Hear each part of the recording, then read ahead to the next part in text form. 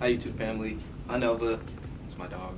So today I'm coming at you with a new series and a segment where I really talk about some deep stuff in regards to a topic that I really want to touch on. So it's basically broken up into two sections. What's poppin', where I give you the pop culture bit, business and what's really going on in the media, and then a more researched and informal session where I just get it off the rip. So let's start. So let's talk about Evelyn and OG. Let's talk about the Basketball Wives Season 2 reunion. It's like I have so much to say and I don't have anything to say at all. I have so much to say and I don't have anything to say at all. It's like I'm really done with Shawnee. I've been done with Shawnee. I've just been done with Shawnee. She just doesn't deserve the platform that VH1 is giving her. Anyways, the thing between Evelyn and OG, I don't know what to say. It was like I was so speechless. Because it was like colorism is so evident, and you even seen like Jennifer was like, at least I can fight with my words. And honestly, that y'all didn't know. I don't know if y'all know this. Y'all probably did, but the girls on the left were really trying. They're, how do I put it? One, there was a vibe in like the whole room, right, where I felt like everybody had to be on their best behavior. On some real stuff, and that's why I felt like Malaysia left.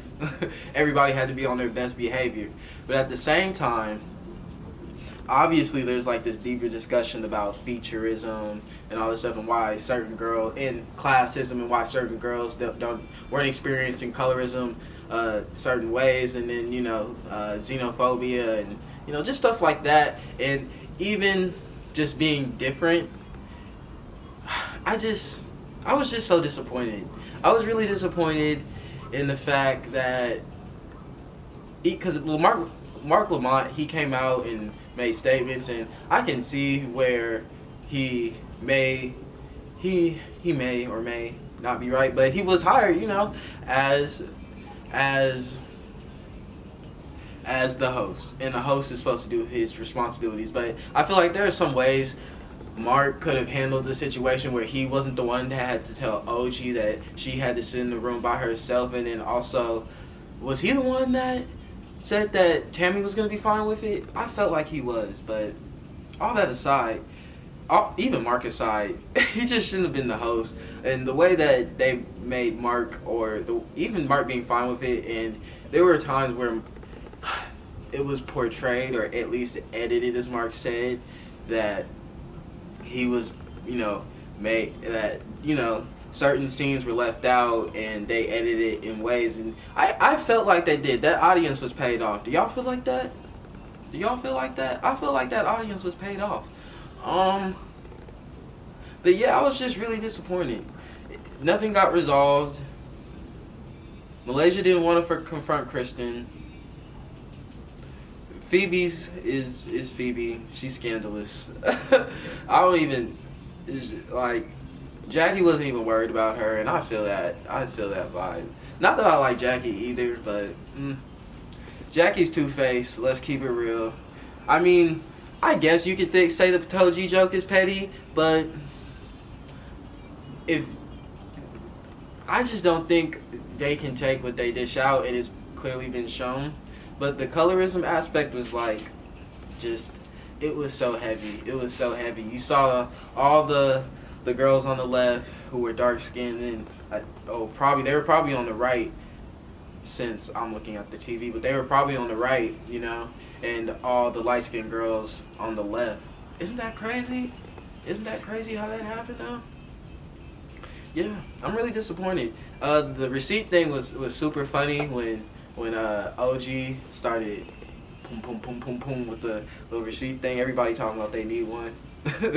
I need one too, but yeah, that was super funny. But all jokes aside, I just saw that I think OG was on the cover of She magazine or something like that. So that's what's up. OG's gonna win. I really didn't like Shawnee's PR stunt. That's why I just don't like Shawnee. Shawnee's the instigator, and she's like the slave master of like all these women. And when you step out of line with Shawnee, and you can tell people don't want to step out of line with Shawnee, and it really like degrades the content of the show, and it really like honestly, it's always been Shawnee's clique.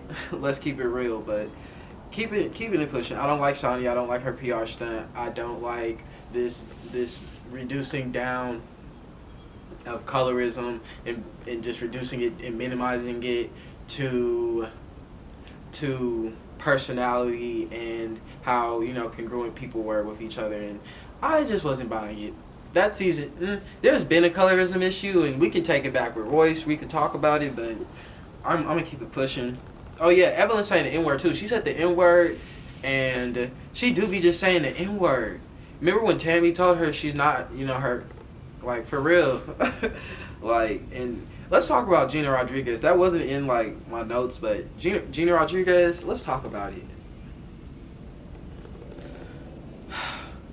On one hand, yes, there is content out there that says the N-word, and it's mass produced, and you should expect that people are listening to it. You know, rap, hip hop, it's like it's one of the most popular, you know, music being listened to right now, and genre being listened to right now. So it's like, yeah, people are gonna listen to it, but Gina, and this is just going out to all those like people of color who are not black saying the N-word, and it's because black people have somewhat given them a pass, or they've given the pass onto themselves. Either way, y'all got stop giving passes. I'm not giving out no passes. You can't say the N-word around me. You're making me. That's real. I feel real uncomfortable. No, I can say it, but you can't. So moving on. I don't think there's any more to be said about that. Like, and the problem goes like deeper because it's like a lot of times they're very ignorant to their history as well, and African history and enslavement and just that word, or if they do know, it's like a 21st century thing. I don't know. Anyways, so Ellen DeGeneres, what does black feminism say about this? Basically that white women will participate in the oppression of other minorities, and George Bush, there's nothing good to be said about him. There's nothing about his politics and his identity that really align for the good of Ellen DeGeneres, but nonetheless, she has, I think it's all about respectability politics, about classism. Ellen DeGeneres, you ain't right, girl. You ain't right, sis. You are not right. Was that a choice? It seemed like a choice. I felt like it was a choice. So, all that being said, I just don't. When white women, I just sometimes just don't feel sympathetic to their plight. I really do. Women's plight makes me humble, but sometimes white women's plight just really makes you just not want to bite the bullet. Moving on. Y'all can keep that one. So, Jeffree Star and Shane Dawson. Scandalous. What can I say? That's just all gay white. So I already have a segment on the why I need gay white allies, and they're everything that a gay white ally isn't. Jeffree Star problematic to black women. I don't like him. Y'all can keep her. Y'all can keep her. He's nothing but a caricature of a black woman, and y'all endorse it, but black women can't even be. I don't even black. Okay. Anyways, and then we get average Shane Dawson, and he's releasing some palettes, I guess, and it's just like they're so mediocre. For YouTubers, they're so mediocre, and what they contribute to just like greater society and the messages that they previously and even now exude, I'm just not for it. This weird like exposing culture, I'm not for it. Y'all can keep it. Y'all can keep the gay white males. I don't want them. Still yet to be allies. It's just like I'm really curious about their subscribers. Like how did their subscribers look past that? Like Shane Dawson has done blackface. Shane Dawson has said and done some previously like really problematic things in regards to like pedophilia and just the oppression of minorities. And this even goes to YouTubers like PewDiePie. I don't want to talk about this anymore. They're just really problematic. And then let's go to the problematic black gay, Todrick. Like the Steve Lacey's. Like the Steve Lacey's. Let's talk about him. He came out with Drip Keisha and who I can't even remember her name. They laughed at her jokes though. Tiffany Haddish. Tiffany Haddish. They laughed at her jokes. But anyways, here we have Todrick Hall and Tiffany Haddish. I'm just really disappointed in everything that Todrick Hall has been about. I don't like when black men portray black women. I really don't like when we can I've laughed at Medea, but like retrospectively speaking, like in hindsight, like I don't know, something just is off about it. Something is very off about it, and I'm not saying this in like a homophobic kind of way. It's just like where are the spaces for women to be women, and why is the writing of certain black women written in a way that's really like that's really mammy-ish, that's really how do I put it, savior driven, and that's really struggle driven, and that's really caricaturish. And with Todrick, on one hand we have Medea, and on the other hand we have, whatever his character was, Todrick's character. He's playing a black woman, and she has a grill in her mouth, and just doing the most. Like, Baby was doing the most, and Love, like, Todrick Love. Why? Like, and the problem with Todrick is he aligns himself with white gay privilege, and I just am not for it.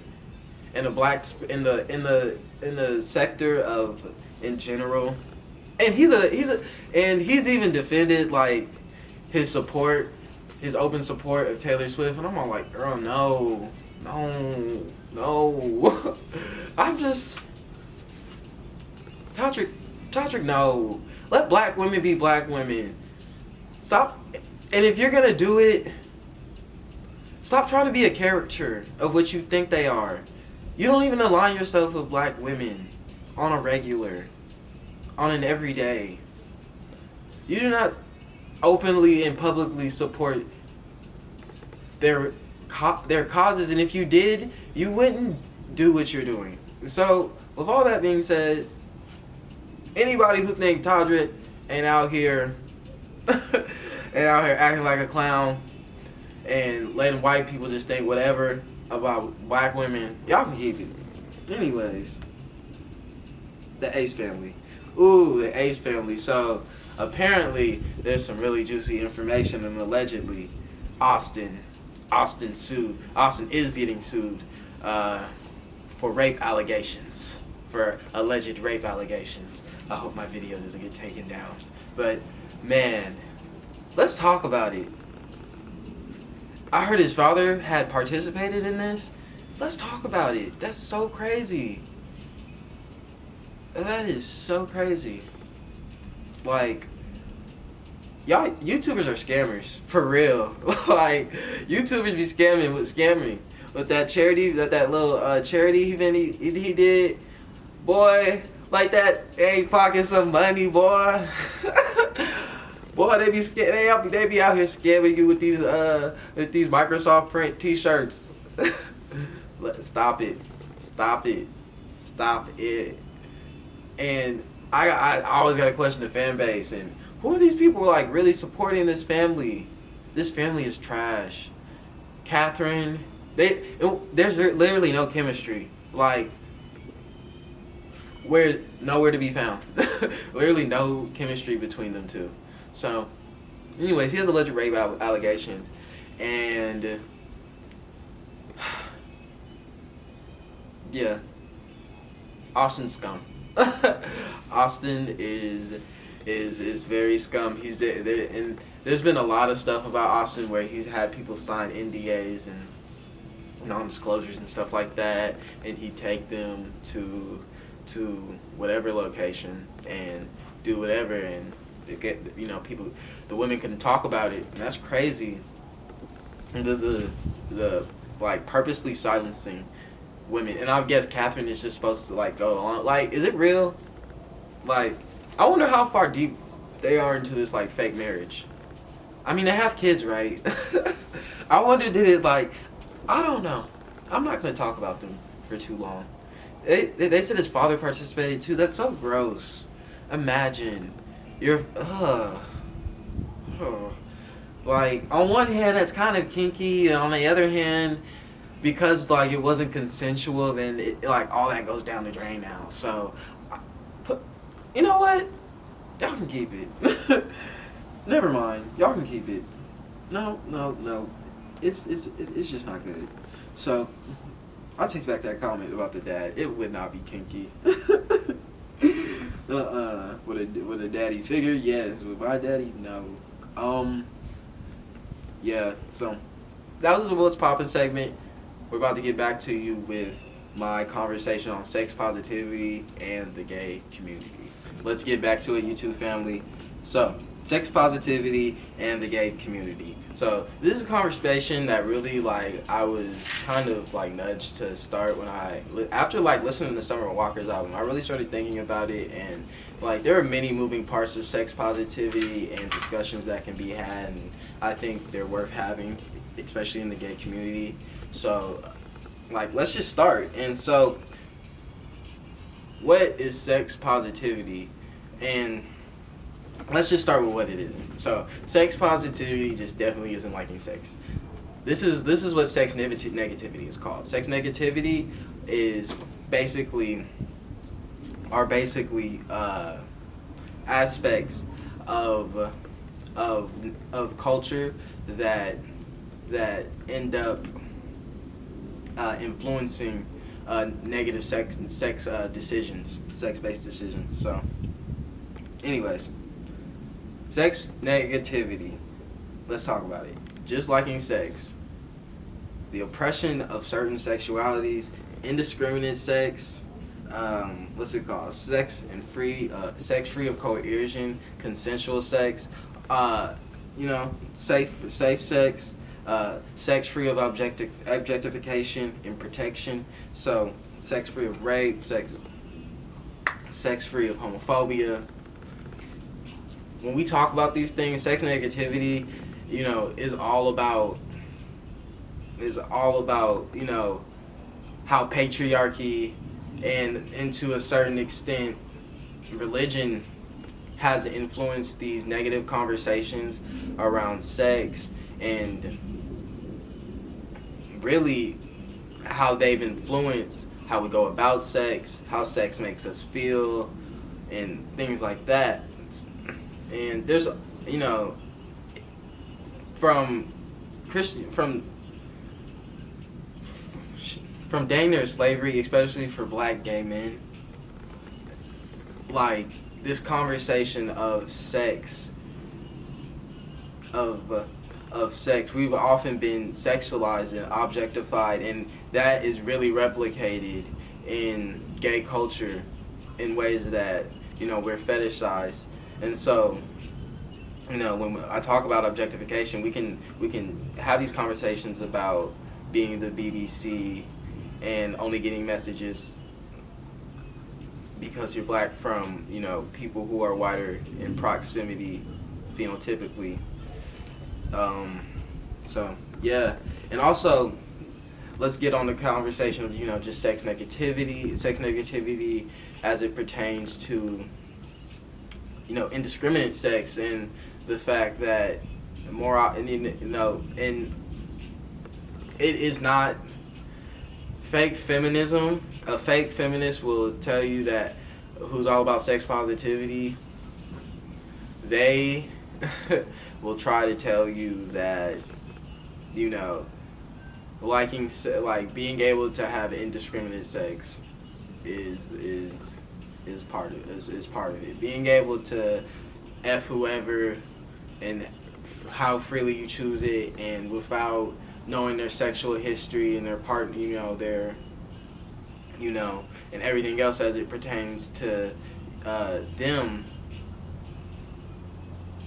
it's just not. And so, in a lot of ways, we have to really look down deep inside into why we're having sex and the influences that drive us to have sex. And so, when we go into the World Health Organization and what they've said about it, they basically have said that living within a sex-positive framework, an individual's sexual intimacy, orientation, and eroticism are viewed as enhancing the individual's personality, communication, and love.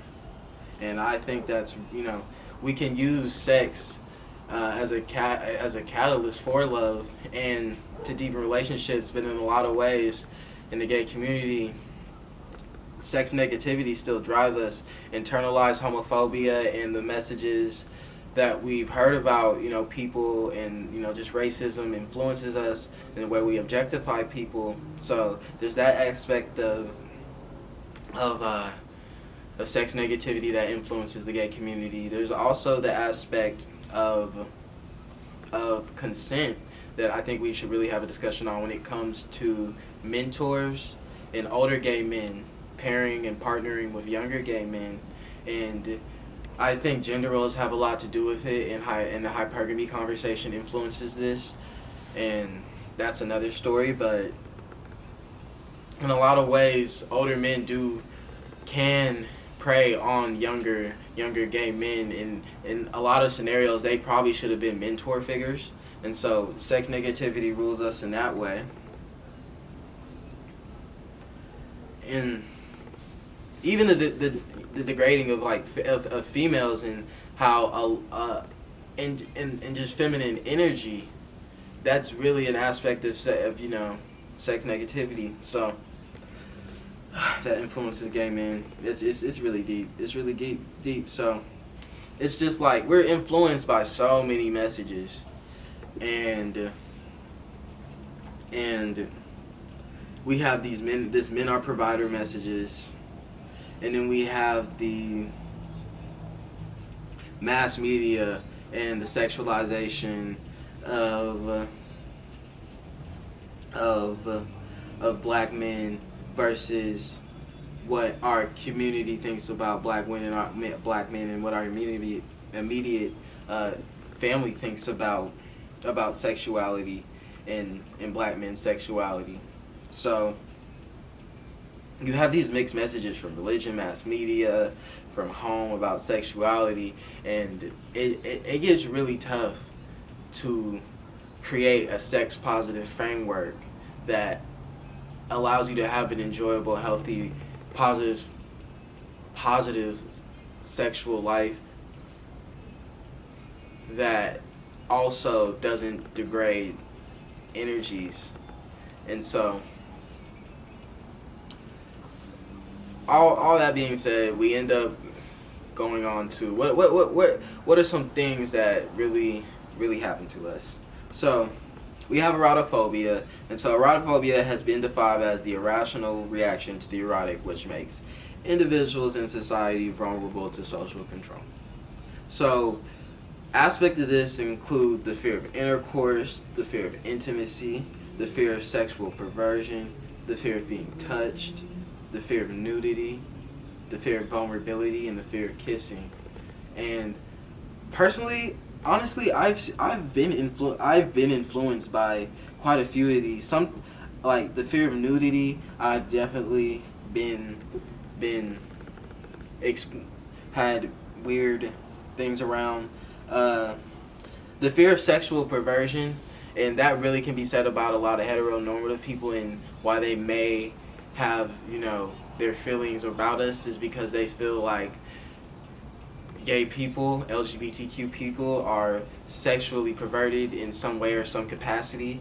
And so and like I was just saying, we end up getting these messages. And so there are, like I said, a lot of moving aspects. And in the comment section, let me know if you experienced any of these things: the fear of kissing, fear of nudity, fear of being touched, fear of vulnerability, fear of intimacy. I've dated guys who had like these kind of problems when it came to having positive sex lives. So another issue is the sexism from men, and the sexism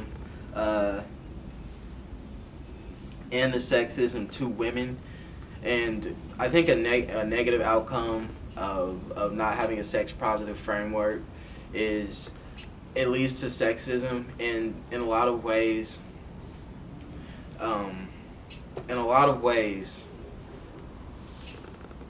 that sexism is driven by the upholding of patriarchy and masculinity and heteronormative values and culture. So, we, on one hand, we face this sexism from men who don't feel that we are equal, and women as well. But at the same time, we have the capacity in a negative sex framework to degrade women, and gay males do in some capacity degrade women. So that's something that we need to look inside ourselves as Black gay men in a sex positive framework, and see, how do we uplift women. So that's gonna be my next section about this. So as I said, older gay men abusing the mentorship position, I think that's really gross. I think that's really messed up. The Malik Yoba situation in and of itself, nothing but maybe an echo of things that have happened. And I have had friends who have had relationships with mentors when they were underage. So it's just what is consent? And I think when you're at a certain age, it's no. It's just no. And I hate when mentors prey on that, especially older gay men, because they're supposed to be our mentors. There's not that many Black gay mentors out there looking out for us and guiding us and making sure that we have security, and that just really sucks. So, and I think it also leads to the inability to see a man for more than his penis, like more than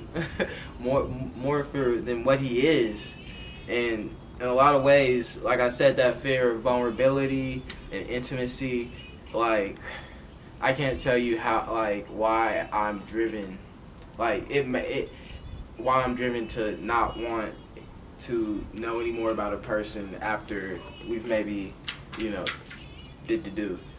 not even had sex, So it really speaks to how in the past I've personally have had sex negative relationships and a sex negative framework that didn't necessarily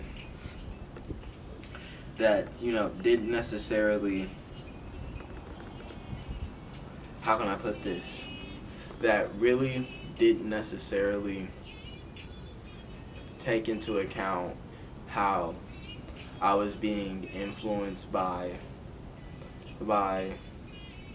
the objectification of men, how I